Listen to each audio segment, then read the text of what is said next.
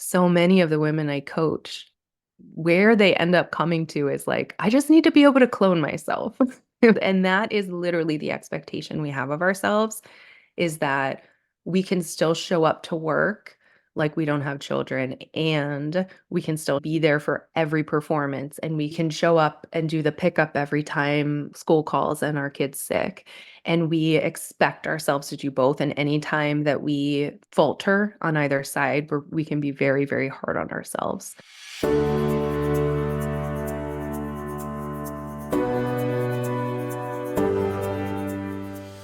Welcome to the Worthy Mother podcast, where we discuss all things identity, self-compassion, and fulfillment within and beyond motherhood.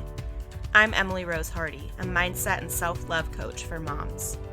I am a firm believer that to be able to take care of our children, we must take care of ourselves first. This is not a parenting podcast.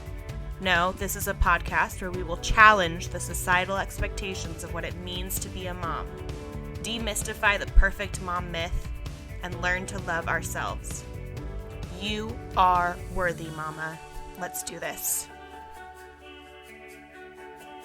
Hello. Today we are going to be looking at working motherhood and talking about the societal expectations and identity and just the pressures that women who might consider themselves high achieving and career focused women often face when they have children, right?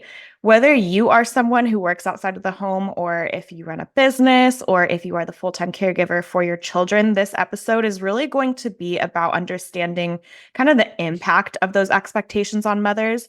I want us all to feel empowered in our roles, no matter what those roles look like. But I also want us to know that there are factors in our experiences that are somewhat outside of our control. And I think just having that kind of holistic conversation is really important. You may recognize our guest today, Leanna Laskey McGrath. I was on her podcast a few months ago, and I actually shared the audio back in December. We talked about self-care around the holidays, and so I shared that on the Worthy Mother podcast. So if you recognize her, that might be why. Leanna is a former tech exec turned full-time mom, a self-proclaimed recovering perfectionist and workaholic, and a certified executive coach. And she does a lot of work supporting working mothers. So this is going to be a really great conversation. Leanna, welcome to the Worthy Mother podcast. Hi, Emily. Thank you so much for having me. I'm excited to be here. Yes. Can you just tell us about yourself and like kind of your story, the work that you do, all of that? Yeah, absolutely. So like you said, I'm a former tech exec. I had done a few tech startups in my past life. And before that, I had worked in higher education, and I loved working. I worked constantly. We pulled all-nighters. We worked around the clock. I mean, we built a company out of a house. So it was like I would roll out of bed and there was my laptop. Sometimes I wouldn't even get out of bed. I would just start working as soon as I woke up, and then I worked all night, until it was time to go to bed. And I loved it. I loved working like that. And then I became a mom, and that was a little harder to sustain and a little more challenging, which I'm sure we'll talk more about, to feel like I was able to still contribute in the way that I was used to contributing, and feel good about my contribution and feel good about my contributions as a mother. So I became a mom about 5 years ago. I have one daughter who is 5. And about 2.5 years ago, I decided to leave my full time executive role and dive headfirst into full time motherhood. My daughter was just about to be 2. And I was like, I just feel like I'm not enjoying my life as much as I Mhm. want to. It was also during COVID. It was really hard trying to juggle everything without childcare. And I just said, I just want to enjoy this time with my little one. And so I took a step away from career for a little bit. And now I am focused on working with mostly executive moms, but any woman, because I think we all face a lot of the same challenges and mindsets that are planted there by our upbringing and society. And so I love helping, especially high achieving women, especially executive moms who are like just trying to find that balance and trying to just enjoy their experience because I just think like we're all given this precious short time on this earth and like we should be allowed to enjoy it. Yes. Oh, I love that and like just thinking about what that means for different individuals, but knowing that like we have to take a look at what we want out of our life as Yeah. individuals. Yeah, I think it's like we get so used to working really hard and especially I didn't have my child until I was almost 36 and so, I was further along in my career than if I had Hmm. had her, when I was much younger. So my life was so built around work and my Yeah. identity was so built around that and being an executive and identifying as one and that's how I introduced myself and so it was a really big shift whenever I had a baby and I was like, "Who am I?" And, so much identity and then, of course, making that decision to be full-time mom, and that was a huge identity shift, so, yeah. There's so much I'm excited to get into because there's so much there to talk about. To Yes. kind of start us off, there's this conundrum out there that when it comes to working motherhood, we can kind of sum it up in this idea that working moms are expected to work like they don't have kids and raise their kids like they don't work. And I think we've all heard this before, right? Mhm. What are your views on kind of the expectations of working moms? Yeah, so I think, like, if we think back to when our workplaces were set up, Hmm. they were created by men. Women Hmm. weren't there, to kind of help shape what our workplaces look like, and they were created by men who had built-in full-time free childcare. They never had to leave work to take a kid to the doctor or, pick up the kid at school or that kind of thing, and so I think whenever women started to enter the workforce, the mentality was probably more like, "We've gotta prove ourselves. We've gotta Hmm. work like the men do and show that we can do it and show that we can provide that value." And so it was almost like, hide that other side of us, pretend that it doesn't exist because we don't wanna show any kind of weakness, They worked so hard, and I have so much appreciation and respect for the women who kind of broke into the workforce first. And then I think as our workplaces have evolved, now we're seeing a little bit more of like, hey, let's consider everybody who's in the workforce, right? And now we're seeing more women-owned companies who are like, that way of working just isn't working. And I Yeah. think COVID and quarantine and work from home really kind of broke apart the systems that were in place and the former structures. And now we're at this point where it's like, okay, yeah, that wasn't working. And I think not only for women, but for men too, just seeing like, Yeah. hey, if I don't have to commute an hour each way, that's like 2 hours a day that I get to spend with my family, or take care of myself and work out and just do things that make life better, Hmm. and I think most people are not saying like, I don't want to work.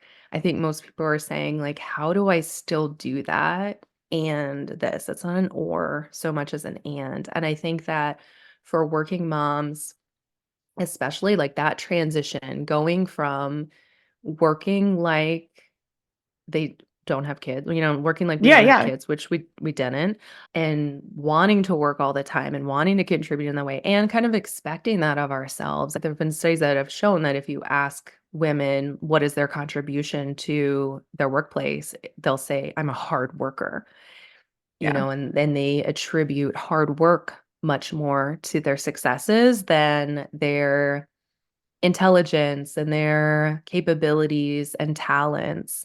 And so whenever we have children, it's like, "Oh no, how am I going to still contribute and feel like I'm doing a good job?" And what ends up happening is we feel like we're failing everywhere. We feel Yeah. like we can't give enough at work because we are comparing ourselves to that former version of ourselves.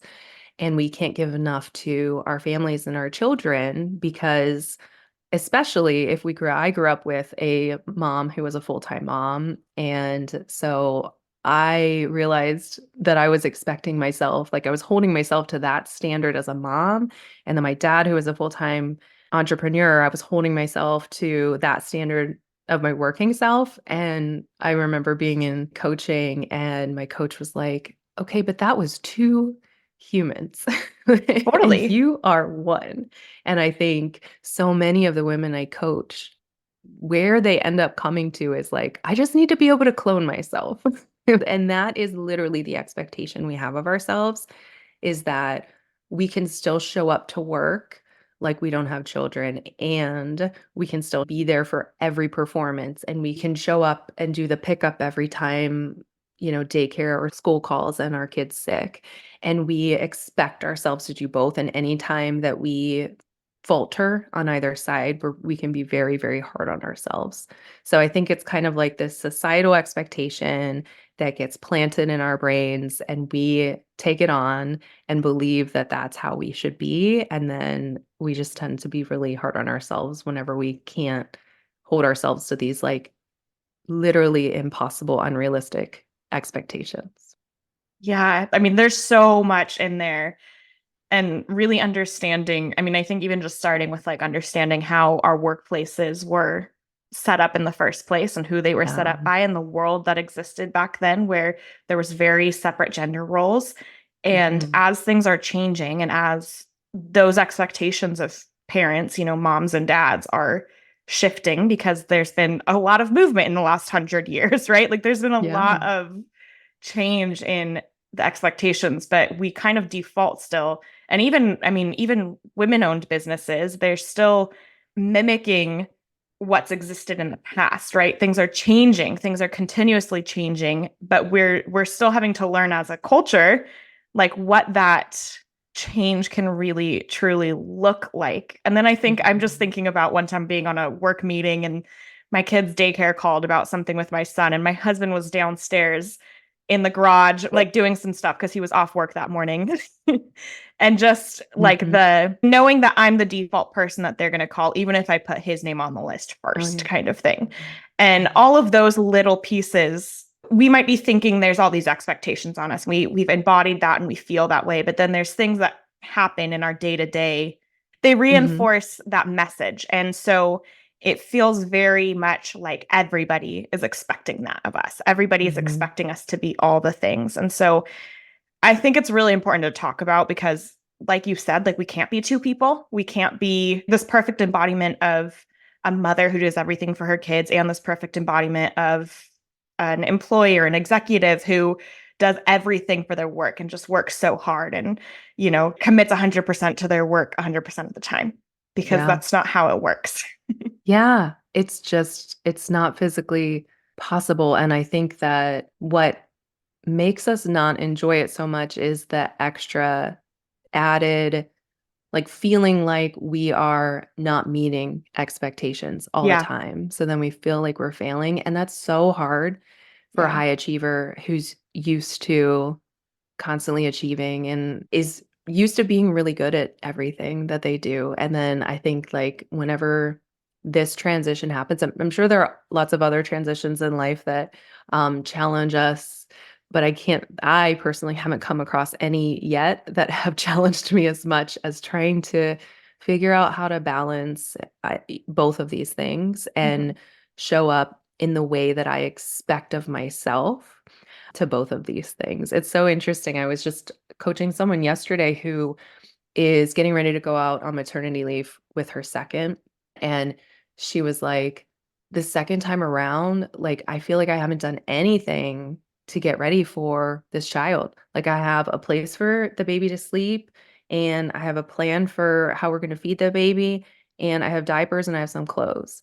And she's like, my first, I like went all out and, got the nursery ready and everything like that. She's like, I don't even have a nursery ready for this baby. And this baby's gonna be here in 6 weeks, and it's so interesting because I think it's like we look at that, we're constantly comparing ourselves to that past Yeah. version of us, but that past version had very different circumstances and a different amount of time to do things, and also I look at now like, this version of her, for example, I was like, "You have learned to be so efficient, to choose what's most important." Like, you've got all the things that you need, and now you know what you need, and the first time around, you obviously didn't have all that information to know.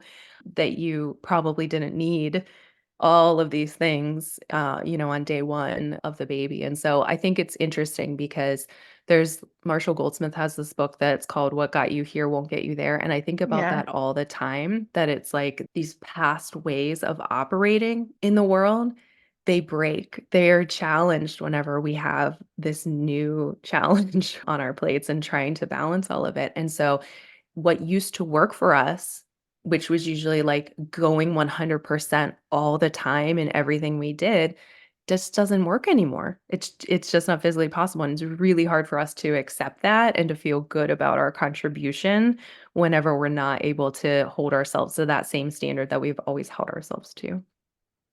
It's really interesting because it's almost like even if you're doing things more efficiently, or like you could even think of that as like better, right? You're better prepared for Mhm. the second baby. So you can act on your feet a little bit more and just have the basics that you need and then figure it out as you go, right? Because you're Right. more prepared for that. But when you are comparing yourself to that first time around, and I think this is probably true of when you're working and it's like, well, I used to do it this way. And it's like, now you do it Mhm. different. That doesn't mean it's worse, right? That doesn't mean you have to be holding yourself to that standard, but it can be, we can kind of default to thinking of the lack rather than the like, oh, actually, I've improved the way I'm doing this, or like I have better Yep. work-life balance now. And just, I think our brains just go to the lack. It goes to like what we're Mhm. not doing. And so Mhm. bringing the awareness there of like, well, let's look at actually like what's changed for the better in this situation. Yeah. Totally agree.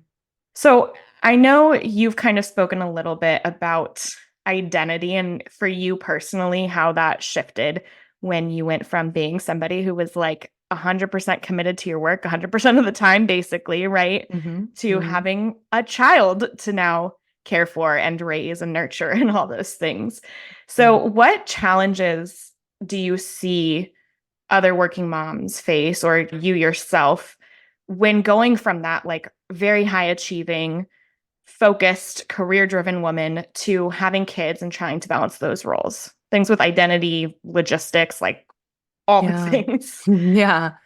Well, I think a big piece of it is that identity of having identified so long Hmm. with being a successful executive or successful leader, someone who's like been working, their way up the corporate ladder and has gotten to this place. We've gotten to this place and it's like, that's who we are. And we feel successful because of that. Yeah. And then this new the word obstacle is coming up for me. Like, Yeah. it's like almost an obstacle to think about, like, now how am I gonna continue that? And how am I gonna do that while also, I mean, when I exclusively breastfed my daughter, so like I literally had this little tiny human relying on me for life. And then I had like this team of people relying on me for their jobs. And it's like, it's just so much, it feels really heavy at times. And it's just really hard. And so I think that that transition when you're a leader at work and then you've got this baby depending on you, it just feels like so much weight on your shoulders. And I think that can be kind of crushing at times to just feel that and feel like you can move forward and you're not like trudging through mud because you've got all this weight that you're carrying. So I think there's that, just like everyone's depending on me. And so, of course, as high achievers, we're going to put more pressure on ourselves to like step up to the plate. And I mean, you talk, of course, all about self care. And I think that our default is usually to make sure that everyone else is taken care of first before we even can think about taking care of ourselves.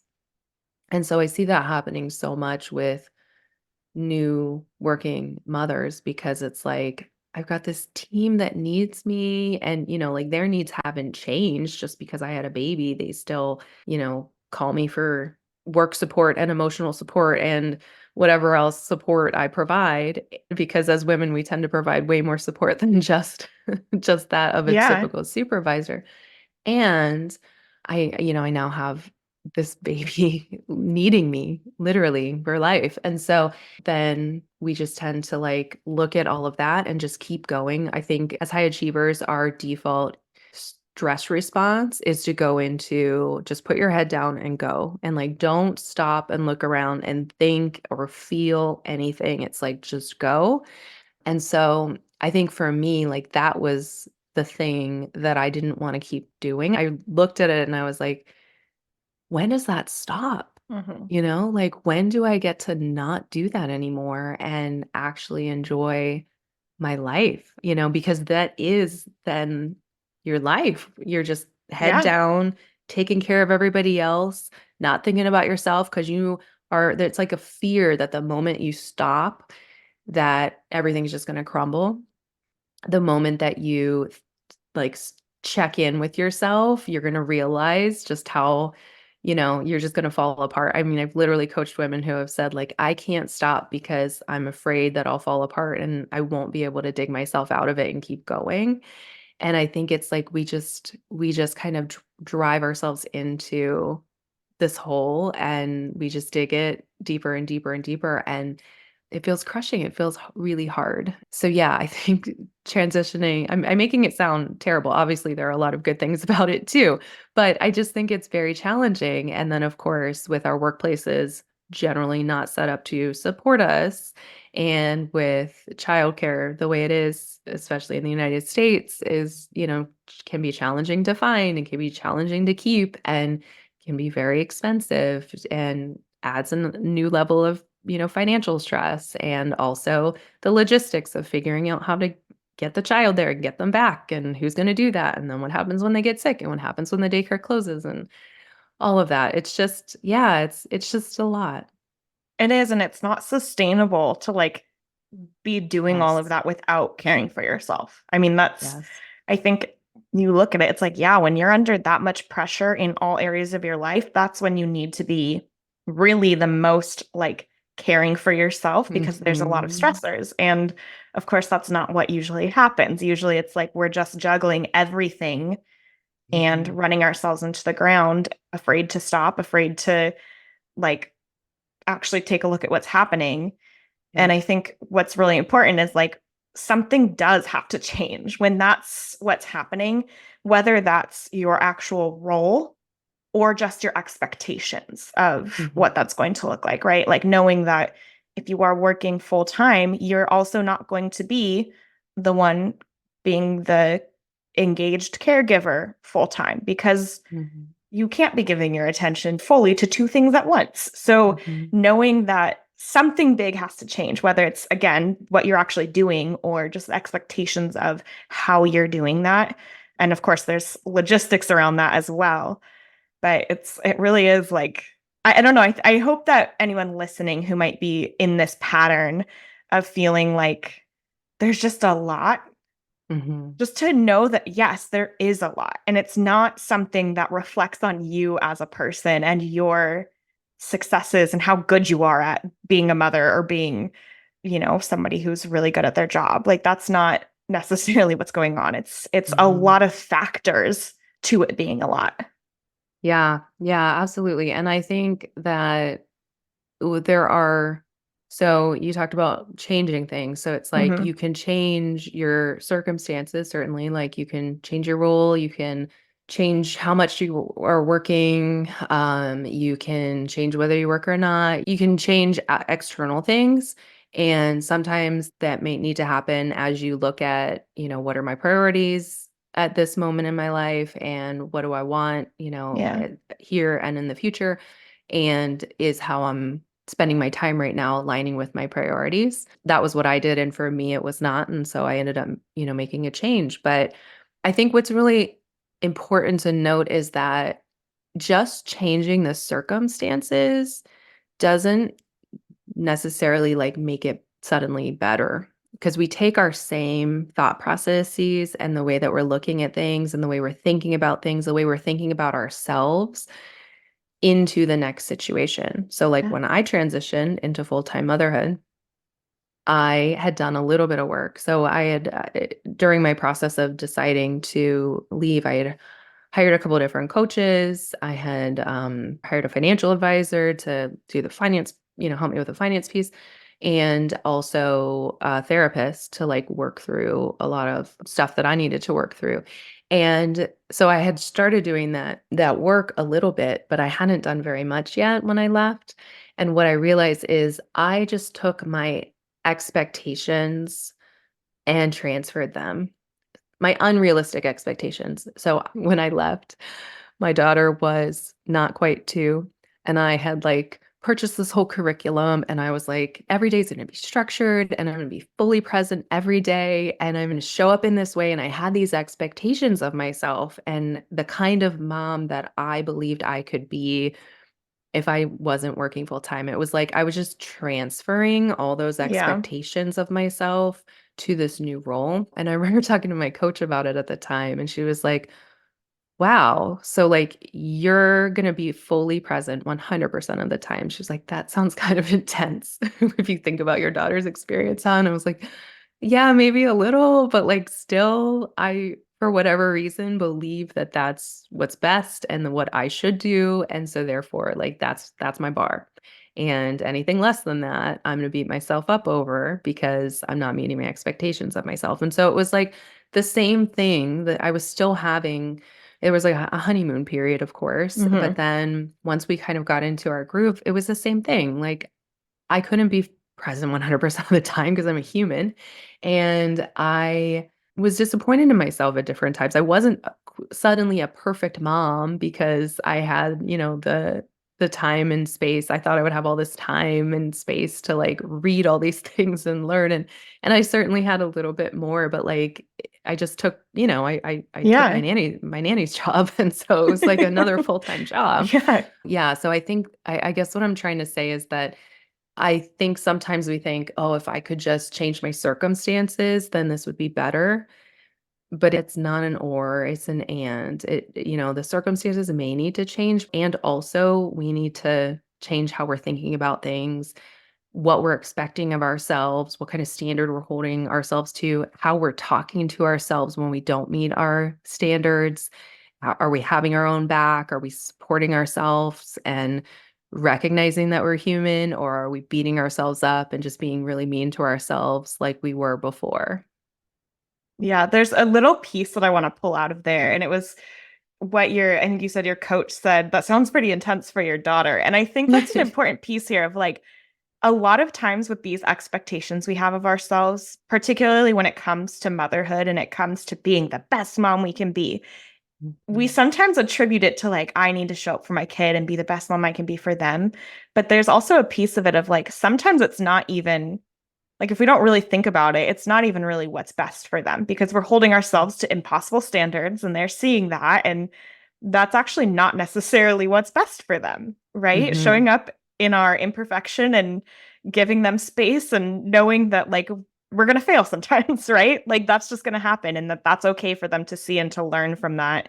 I think it's an interesting component of it, right? Just Mhm. knowing that sometimes we get it in our heads that we have to be so completely, fully committed. And it's like, what is that teaching Right. our kids?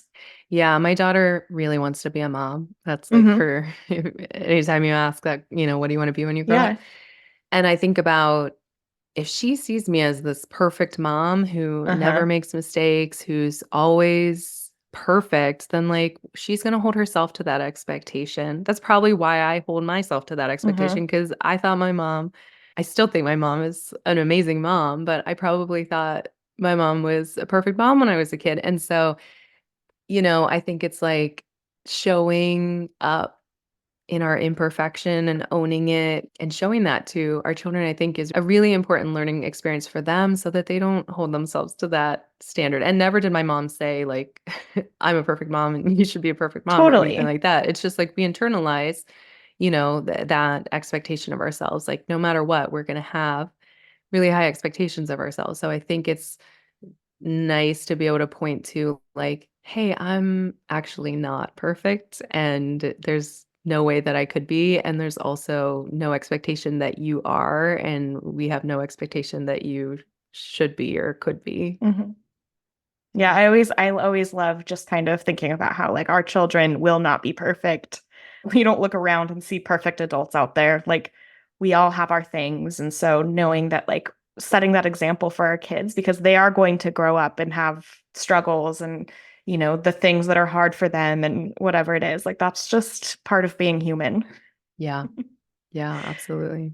So looking at specifically moms who are working Mhm. and, doing the kind of double shift in a sense.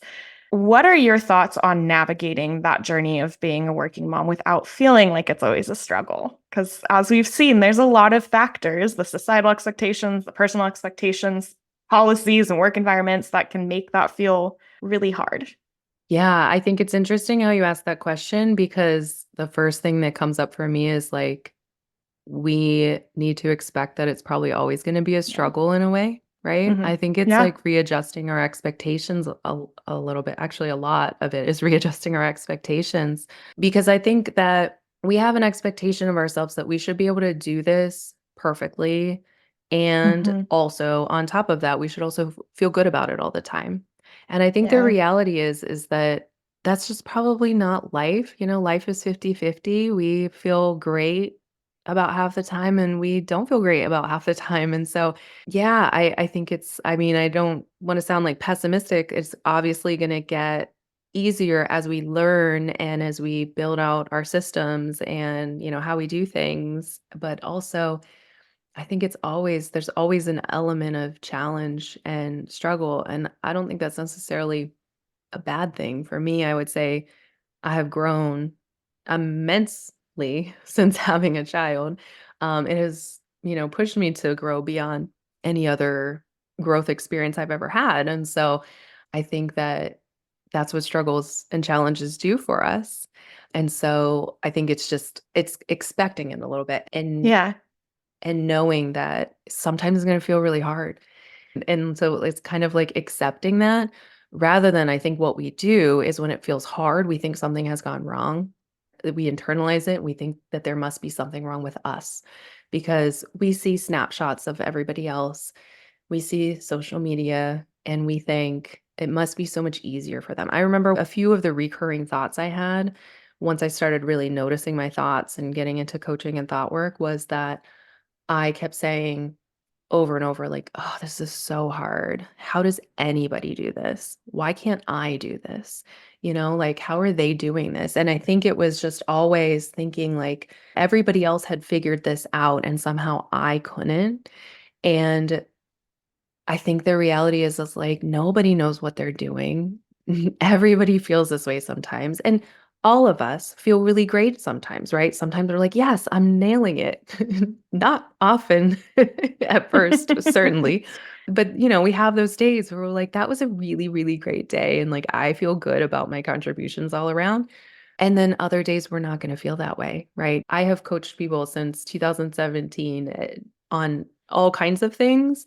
And what I would say is like one of the main recurring things is about balance and just finding balance in life because I think the reality is like we are always like kind of searching for that balance and we're always shifting and getting too far into one area and then realizing, and kind of course correcting and then realizing we're too far in another direction and course correcting. And I think that that is just a part of life. And so it's like, I don't know, kind of accepting that the struggles and the challenges and the course correcting and the feeling out of balance and the feeling like some days are really hard is kind of all part of it. I think that the goal, of course, is to find ways to course correct maybe a little bit more efficiently. Maybe as we practice that more often, we can get better at it. And when we take off the judgment and the Hmm. shame of feeling like there's something wrong with me that I have to course correct, there's something wrong with me that I can't stay in balance, but actually recognizing it for what it is and looking at it as what can I learn from this so that next time I can course correct a little bit better, a little more quickly, or I can catch myself going off track a little bit more, right? Then we start to get a little bit better at it and we can do it more quickly and we Hmm. can find that balance more often than maybe we are right now or we have in our past. I love that answer because I think sometimes looking at what is hard and what Hmm. is going to be hard can kind of depersonalize it in a good Mm. way. It makes Hmm. it so it's like, yes, this is going to be a challenge and this is what I've signed up for. And the challenge doesn't mean I'm failing. The challenge doesn't mean there's anything wrong with me. This is hard for everybody who's doing it. Some people might have different circumstances. They might have figured things out a little quicker, whatever it is. But yes, the balancing act, the juggling of these two Hmm. things, of these many different things in our lives is hard. Like that's a Yeah. challenge. So kind of depersonalizing it as being a challenge, but then also knowing that that doesn't mean we just ignore it. We can deal with that and we can, do the things to figure out how to navigate it for ourselves in our own lives and circumstances. Go to therapy and work through the identity things that surround it and just do the work to make it so that we can accept that it's not about us. Yeah. I think I that's such a really, huge piece because there is so much, I think as women, especially, we personalize things so yeah. much. I think that's, society and kind of growing up believing that we can control other people's emotions and we're responsible for other people's emotions. And so it's like anytime anyone is unhappy, we're like, what did I do wrong? Right? Hmm. It's not like, oh, people are unhappy half the Yeah. time. That Yeah. happens. And that may or may not have anything to do with me. And if it does, like that's just what it is, right? And so I think yeah, we just tend to like look at ourselves all the time of kind of like, oh, what did I do wrong? What do I need to do differently? Rather than just kind of like, I mean, my favorite tool to use is curiosity and just like looking at like, that's so interesting. Why do I expect myself to be able to be two people? Why do I think that this should be easy? Why do I think Hmm. that I should feel happy 100% of the time and never feel like this is hard or that, like I'm questioning like why I ever did this in the first place, right? Like, why do I think that those things shouldn't exist? I think that like stepping more into curiosity, like we just can learn so much more and also just not feel so crappy, like not pile the Totally. shame and guilt on top of already it being hard. Yeah. I mean, that's such a huge goal for me for this podcast is like Hmm. shedding a light on kind of those external factors and talking about how they impact us internally. But I think just knowing that there are so many things outside of our control can really make it feel a little bit less shameful to be having a Hmm. hard time. I mean, I think that really is important. Yeah. Yeah. So, as we kind of are finishing up this conversation, I want Hmm. to kind of look at working motherhood from a more asset based perspective because you do work with a lot of moms who are leaders in the workplace and, doing their thing and making it work. And I would just love to kind of hear from you. What do you feel like with moms who are working or who have had careers and been leaders in the workplace? What are the things that they bring to motherhood that maybe are pretty exciting and vice versa? Yeah. I think it's an interesting question to think about, like, what do we bring into motherhood? And then also, what does motherhood give us? Yeah. Because I think, honestly, for me, like I said, I think motherhood it has been the biggest growth experience for me. So I'll talk about that first because, like, I look at other moms that I have worked with, moms that are friends that I see working, and myself, I think it's showing up in a way that is more human, and that doesn't just, like, automatically happen. It's more like once we start to recognize, "Oh, I'm a human, I'm imperfect." We didn't have to, like, grapple with that before because we could just hide in our work and our overworking, to kind of, like, escape the human experience a little bit and just be like, "No, no, no, I can just work my way around it, work my way out of it." We don't have that out anymore, and so it's kind of like once we recognize our own humanness, we can recognize it in others, and I think that we can show up as better leaders who are more empathetic, more understanding, and I say better leaders, I mean that in a way I define a great leader as someone who positively impacts the organization and positively impacts the employees, the people's Yeah. lives that they're working with. I think too often we only look at the first side of that, like are they helping the organization? And it's great if you are, but I think it's like but like how are we helping the world and how are we moving our species like helping our humanity along and like so for me a great leader is doing both and I just think that we're able to show up better where we're able to take care of our people better. I think of how much more understanding I am now than I was before, where I expected myself to show up perfectly. So, therefore, I expected my team members to show up that way too and hold themselves to these ridiculously high expectations that I held myself to. And so, I think there's that. I think also the efficiency that we learn Mhm. in motherhood, like, I will tell you, I work now way less hours than I ever used to, and I get way more done than I ever used to because you just have to be so efficient, you know? You're like, I have 30 minutes. You have these, like, little pockets of time. You're like, "I have 30 minutes that I need to maximize," and then you just get it done, and so I think that moms are incredibly good at prioritizing what's most important and focusing on that and deprioritizing what's least important. I've Yeah.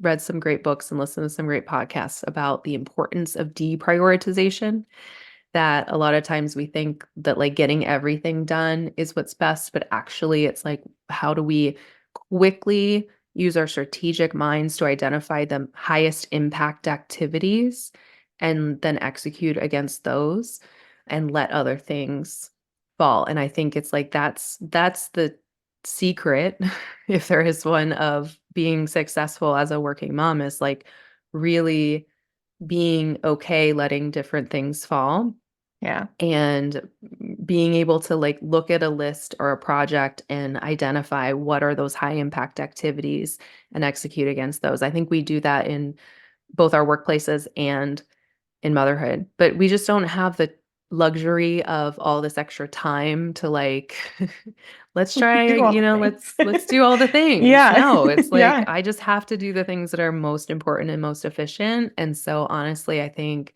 organizations that employ moms are getting like amazing output of work from them because they're able to do that. Yeah, I think that's a really really helpful skill that moms bring to the workplace and that we can use a lot more of in our workplaces. And then in terms of like what do we take into motherhood, I think that I mean there's a lot that I took into motherhood having had the experience of being a leader and also there's a lot that I've had to evolve as I've said, you know, Yeah. kind of that mindset of being a workaholic, being a high achiever, expecting so much of myself, but like I think one of the things that I always feel like I need to caveat for high achievers is that we can still have high expectations of ourselves and we can still continue to achieve even if we have changed or evolved our expectations of it. And so, yeah, so maybe the thing that I have taken from working in the tech field is like innovation and Mhm. evolution and like the fact that like change is the only constant. That's for sure true with children. And the fact that like we have to continuously evolve the way that we think about things if we want to be successful. Yeah, it really is amazing. I'm thinking about how our lives are so interconnected. So even if you have these separate things that you're doing, just Mhm. knowing we can pull from our different experiences and continuously learn, continuously grow, we're continuously kind of just building our lives upon what we've been doing and what we've done. And I Yeah. also just there's so much hope in there too about, when you are somebody who's a mother and you're going back and leading and you have more empathy, just that kind of comes with it is Yeah. realizing that it's not just being perfect that's important, and so having that expectation of your employees or whoever, and Mhm. knowing that that kind of change is happening in our world because there are so many more women, so many more mothers in the workforce and in leadership roles because the workplace has shifted and it's been shifting Hmm. to allow for that more. And so, yes, it may be slow change. And yes, things are still the way they were in a lot of ways, but knowing that our kids are going to grow up and enter a workforce that is so much more evolved than the one we entered. And Yeah. just how exciting that is that yes, it might be kind of slow, but it also is fast if you think about it in terms of like how many generations until things are really looking a lot different for working moms. And I don't know, we Hmm. don't have an answer for that, but I think it's we're seeing it happen. Yeah. Yeah, for sure. I do have so much hope in Hmm. the future because I mean, almost every woman that I have coached who ends up deciding to change circumstances and change jobs puts herself in a situation where she values herself and values her family enough to say, I want a workplace that supports that. Yeah. And I want a workplace that fits my life, not the other way around. And I think that as we see more people demanding that and looking for that from Hmm. workplaces and leaving the organizations that don't do that, I think that that will continue the progress that we've Absolutely. already made so much of and that we still have a lot left to go. I love that I think Generation Z is coming in and demanding these things as Yeah. well. I was So just I thinking love that. that. Yeah, It I really think is like a that exactly what you just said. It's like once you have a whole generation that says, no, I'm not doing that, yeah. it's not sustainable then. Exactly. Yeah, no, the organizations that are still operating that way aren't going to survive once those people retire out. And Yeah. so, when new generations coming in, new ways of thinking, of course it's going to evolve and change and progress. So I'm really, really excited and hopeful about the future. And also, I think one thing I'll say is to anyone who is in a situation, like in a job that doesn't work for them, I believe that there are so many jobs out there that Yeah. do. I believe this because I've seen so many women put themselves into better situations that work better for themselves and their families. But I think one of the mindset pieces there is like we have kind of a scarcity Hmm. mentality that like it's this way everywhere. I'm not qualified for the jobs that can do that. And I just don't find that to be true. And I don't believe that. And I don't think that anyone needs to that's not a very helpful thought. So I don't think anyone needs to be continue believing that. I think that a much more helpful thought is that the perfect job is out there for everybody, a job that works for or a Yeah. situation that works for us to be able to live the lives the way that we want to live them. Yeah. I think that is an Mm. important takeaway and we're hearing it from you and you know what you're talking about when it comes to this because you have worked with so many moms and so take that and and know that that is true. Adopt that mindset if you are looking for a better situation. Something that I Yeah. really love asking the guests on this show is about self-care because I'm really all Mhm. about normalizing self-care for moms and like making that just something that happens regularly. So I would love to know how you take care of yourself and if you have any just quick tips for moms to make sure that they are caring for themselves. So if you haven't picked up on it yet, I'm really into mindset work Yeah. and kind of shifting our thoughts. And one of the thoughts that I think so many of us have is it's not a specific thought, it's more kind of a way of orienting. It's that we have this very all or nothing thinking. So we think that self-care needs to look like this big thing, Hmm. right? Like either we can't do it at all or it needs to be like we go to a spa for a weekend by ourselves, right? And I think that the reality is like it's much more somewhere in the middle and that it tends to be what works better in every area, in exercise, in diet, in in living and how we spend our time, right? But I think self-care too, it's just like, I have this 15 minutes of time and choosing how to spend that in a conscious way of like how do I want to spend this time being I think first learning about like what rejuvenates us versus what drains us. So like for me, if I have 15 minutes free, my default is like I'm probably going to scroll social media, but I have the option of making a conscious decision of like, is that going to fulfill me or is that going to make me feel more drained at the end of the 15 minutes? And just thinking about like, what do I want for myself? Like taking 30 seconds at the beginning of that 15 minutes to say like, I've got 15 minutes. What do I want in 15 minutes from now? And asking myself that question. And then sometimes I might choose to scroll, but like, if I'm really conscious about it and really thinking about like how do I want to live my life and what's going to set me up for success, then like I'm probably going to do a meditation or do some stretches or yoga or just go for a little walk outside. But I think for me, like the biggest thing is that it doesn't have to be like a big thing. It's not like I'm doing self-care or I'm not. It's Hmm. just like these, where do I have a little bit of time to make a conscious choice toward caring for myself, looking after myself. I love that intention and just getting in the habit of checking in what's the best option right now for me? What's the most caring option for me right now? Yeah. Yeah. And it's like just go small for big impact, right? Smaller equals Totally. big impact. Yeah. Totally. If you just make it a normal thing in your day to day where you're constantly making a decision, making the choices that are the most rejuvenating, then Mhm. I mean, that is the ultimate goal for self care, right? Yeah. And also not beating yourself up when you Yeah, don't, because, totally. again, we're humans and sometimes we're just going to want to scroll. But I think it's more like, is it a conscious decision or did I Yeah, just like take myself down a rabbit hole of cat videos? totally. And Mhm. sometimes the cat videos, it's like that was a That nice was little exactly what we escape from needed. life. Yes. Yeah. There's lots of healing that can come from cat videos sometimes, but sometimes it's sometimes we For need to put the sure. phone down. For Leanna, sure. can you leave us just with where we can find you? You have so many great resources. Your podcast is one of my favorite.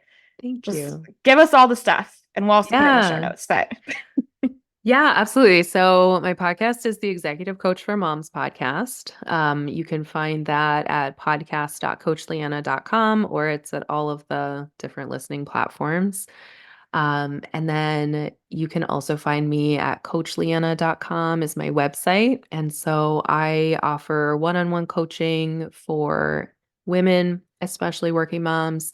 But also I coach a lot of women who are like planning to be moms at some point and kind of setting themselves up for that. And also people who are not moms, who are later in life. And so I love coaching high achieving women. So I do one-on-one coaching and I also do group programs. My next group program will be starting in March. So if you visit my website, there will be information there about both options of working together. And then also you can find me. LinkedIn is probably where I'm most active. I'm not like super active on social media, but LinkedIn is where you can find me, Leanna Laskey McGrath. And on Instagram is Exec Coach Leanna. amazing.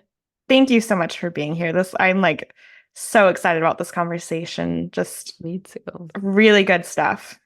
Yeah. Well, thank you so much for having me. It's really fun. I love talking about this stuff. I just think we need so much more support for women to live the lives that they want to live. So, if that includes working, if that includes leading, if that includes being a mom, or none of those things, or all of those things, I just think that supporting women in how they want to live their lives and helping them to be very clear about that and then orient themselves and set themselves up in whatever way they want to live their lives is so important because the more of us enjoying our lives, just the better the world is, the more kindness there is, and the better example that we can set for the next generation.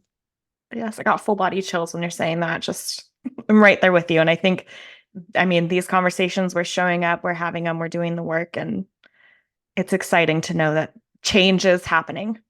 Absolutely. Awesome. Well, thank you so much, Emily. Yes, thank you. And thank you for tuning in. You are worthy, Mama.